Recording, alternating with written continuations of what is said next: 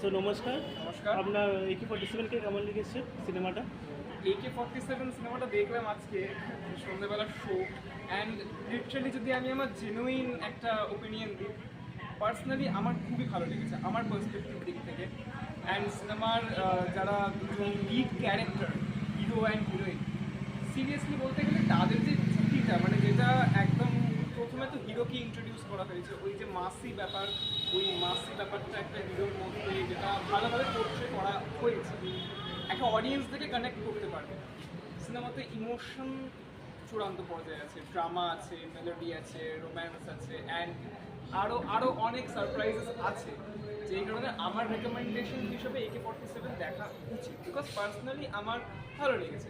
And ওই যে জুটি হিরোইন অ্যান্ড হিরো, সেটা ব্যক্তিগতভাবে কোথাও না কোথাও অডিয়েন্সকে টাচ করবে, বিকজ ওটা স্ক্রিনে দেখতে খারাপ লাগছে। এইটা